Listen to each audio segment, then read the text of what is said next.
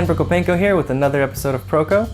Since I started making these videos, the most commonly asked question has been, what kind of pencil do you use? I think it's time to make a video about it.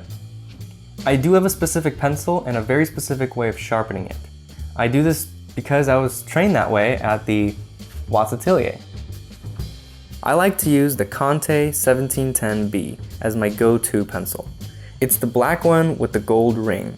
But I also like to use the Primo 59B and Wolf Carbon 6B. And there's a bunch of other options out there. They're all slightly different, and the best way to see the difference is to just try them out. They're not very expensive.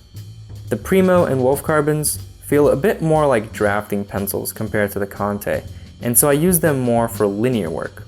And the Conte is thicker and softer, so it's easier to be tonal and more painterly with it. I'm right-handed, so I control the blade with my right hand and hold the pencil in my left hand, like this. The first thing I'm going to do is expose about an inch of the charcoal, removing the wood. Push the razor forward with the left thumb and control the position and angle of the blade with the right hand. Take off thin pieces of the wood and rotate the pencil. Make sure not to go too deep. If you try to take off all the wood at the same time, you risk cutting into the charcoal.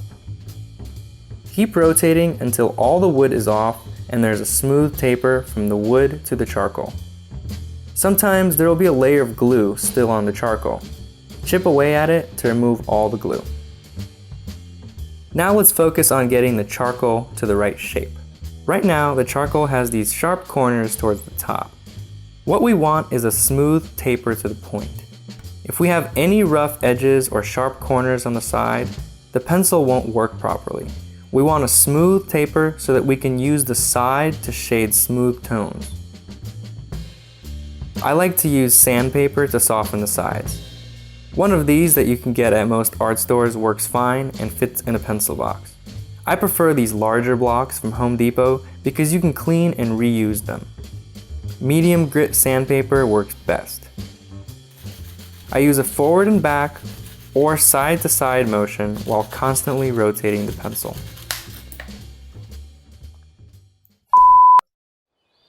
When you first start sharpening the pencil this way, you'll probably break a bunch of them. That's okay, don't let it get to you. Take a deep breath and try again.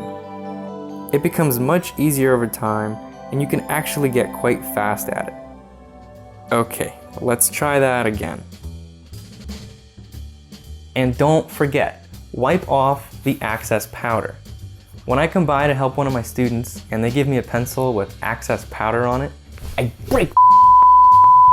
No, I don't actually do that. But don't forget to wipe. It gets all over the paper and you can't erase it. So there you have it. Now you're ready to go practice. Hey, if you like this video, your friends might too. Please help me out and share this video on your favorite social network. And don't forget to subscribe to the newsletter on Proko.com.